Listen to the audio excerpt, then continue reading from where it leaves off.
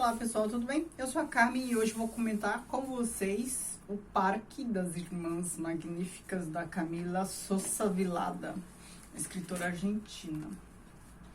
Antes de começar a comentar, vou pedir, como sempre, para você se inscrever neste canal, caso ainda não seja inscrito, que me siga nas redes sociais, que curta este vídeo, porque é importante, né? E que ative as notificações, porque tem gente reclamando que não está recebendo meus vídeos, então não estão ativando o sininho, né? E marcando lá todos os vídeos, receber todos os vídeos, alguma coisa assim. Então, por favor, façam isso. O que temos aqui, né? Eu li aqui, Kindle, né? Eu li no Kindle este livro. A gente tem a história de uma travesti contando a própria história. Então, essa travesti é a Camila, a autora. Então, a gente está diante de uma autobiografia. Quando o personagem principal tem o mesmo nome do autor, aí sim, é autobiografia, não é inspiração, não é inspirado na vida do autor com dados autobiográficos, como acontece muitas vezes, né? Às vezes o autor cria um personagem, ou uma personagem, como preferir, e se inspira na própria vida para criar esses personagens. Então tem passagens da vida do próprio autor que ele retrata no livro e o personagem ali não tem o nome dele. Então, assim, tem inspiração autobiográfica. No caso aqui, não. A travesti se chama Camila, né? É a história dela. Então, é a autobiografia, tá bom? É um livro narrado em primeira pessoa, né? A Camila contando a história dela. História de quando ela foi estudar em Córdoba, né? Uma cidade da Argentina. E ela já conhecia, já tinha ouvido falar no Parque Sarmiento, né? Sarmiento foi um dos presidentes da Argentina e tal. E ela sabia que era um parque onde as travestis ficavam, né, para trabalhar. E começa a obra assim, ela indo lá no parque conhecer, um parque que ela já conhecia de ouvir falar. E ela foi muito bem recebida, então ela começa a trabalhar ali também. E aí a obra toda é sobre, né, os acontecimentos, sobre um cliente ou outro, sobre as amigas, né, o que acontecia com as amigas, as colegas ali. Claro, é claro, tem muito de violência, de preconceito, de tudo. E uma personagem muito interessante é a tia Encarna, que era a que recebia elas, tipo, numa pensão e tal, acolhia. E aí me fez lembrar a série que tem na Netflix, Pose. Eu já falei dessa série aqui antes. Uma série que trata dessa questão, né, de não só mulher trans, era travesti trans, enfim, comunidade LGBT, embora na época, né, não existisse esse termo, porque ali o tempo do narrado, da história contada é final da década de 80, começo da de 90, ali quando a AIDS estava bombando, né, e aí tem essa concentração da doença naquele contexto, não havia ainda o termo comunidade LGBT. Mas era, né, é uma série sobre a comunidade LGBT, porque aí tem transexual, tem travesti, tem gays, né? E vários da categoria.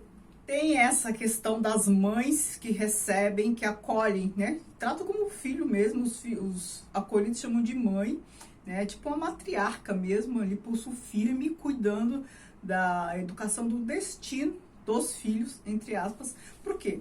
Porque quem não pertence à comunidade LGBT acaba não parando para pensar com muita profundidade sobre a questão. A gente fica na superfície, né? Porque a gente não tem a vivência. Ou se você não conhece ninguém tão próximo, pior ainda, você fica com uma visão muito distanciada dos problemas que essas pessoas enfrentam. Um deles é a expulsão de casa, né? É claro que a gente sabe que muitos são expulsos e tal, mas a gente não... Gente, quando eu falo a gente, estou falando de mim. Até assistir Pose, até ler este livro, eu não tinha parado para pensar nisso, do destino que faziam, né, de si a partir de então, e como é que substitui esses laços familiares, como é que fica essa ruptura familiar, né? Eu nunca tinha parado para pensar, né? Há uma substituição ou há uma ruptura que não tem jeito, né? Tudo bem que hoje em dia há uma aceitação maior, nem todas as famílias expulsam, mas ainda assim acontece e no passado acontecia bem mais. Então, por isso, essas casas para receber os que são vítimas de intolerância, de não aceitação da própria família, né? E aí há uma substituição dos laços familiares, é por isso que são mães e tal. Aqui no livro, tia encarna, ela, embora seja tia, é esse papel de mãe. Muitos chamavam de mãe também. Tem até a história aqui de uma das que era mulher, não era da comunidade LGBT, mas enfim, se prostituía, engravidou, deu à luz lá e deu à luz ao brilho dos olhos, né? O nome da criança ficou Brilho dos Olhos. E a tia Encarna se encantou com ele e tratava como filho. Então foi o filho dela, assim, um amor tremendo por essa criança. Criou essa criança de maneira assim primorosa em termos de afeto. Então o livro é isso. Claro que tem acontecimentos que são ponto alto, principalmente no final, mas eu não vou contar para não estragar o prazer da leitura. Mas o livro, ele narra essas coisas, então, por episódios. Então, tem momentos que ele narra o que aconteceu com a fulana específica, né? Uma das colegas lá, uma que era muito linda e tal, depois a vida e morte da pessoa, depois outra, e isso vai intercalando com a própria vida, os próprios acontecimentos, os riscos que correm, né, com os clientes, os calotes que tomam, as agressões que sofrem, os preconceitos que sofrem, né?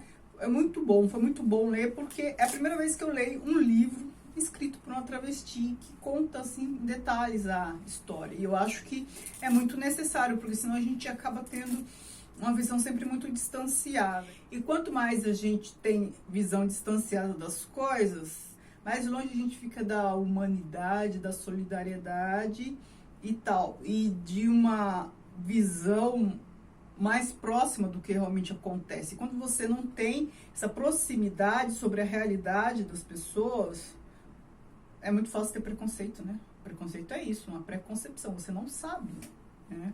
É claro que o preconceito vem muitas vezes vem acompanhado de agressão e tudo mais, né? Discriminação e tudo mais. Mas, na melhor das hipóteses, o preconceito, ele te torna ignorante sobre a questão, né?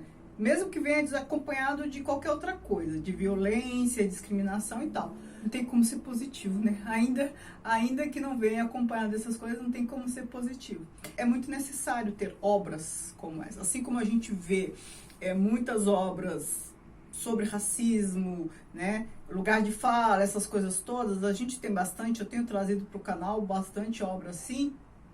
Ora, sobre a comunidade LGBT ver de perto também é necessário. Então, se vocês conhecem outras obras assim, me indiquem. Não é romance só que tem lá um personagem gay, isso aí a gente tem de monte, né? Eu quero livros que, não importa se é ficção ou não ficção, mas que tragam essas nuances pra gente perceber, né? Que nos tragam possibilidade de reflexão, né?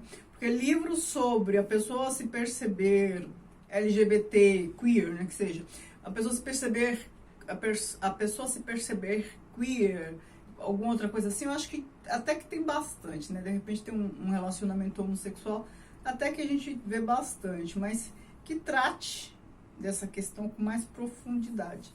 Eu vou adorar saber, adorar conhecer a indicação de vocês. Certo? Então aqui eu indico uma obra necessária, curta, pode entrar para aquela relação livros para ler um dia, certo? Porque você consegue, é curto e é contundente pela realidade que mostra. Não que a gente não soubesse que essas coisas acontecessem, mas aqui a gente tem uma narrativa, né? No começo, meio e fim, a gente tem uma narrativa de uma pessoa que fala com propriedade, porque é a própria história, né? Talvez isso faça uma boa diferença. Tá bom? Então é isso. Me digam se vocês já leram, ficaram interessados em ler. Eu vou adorar saber. E se você tiver alguma coisa para me indicar, me indique, por favor. Muito obrigada. Beijos.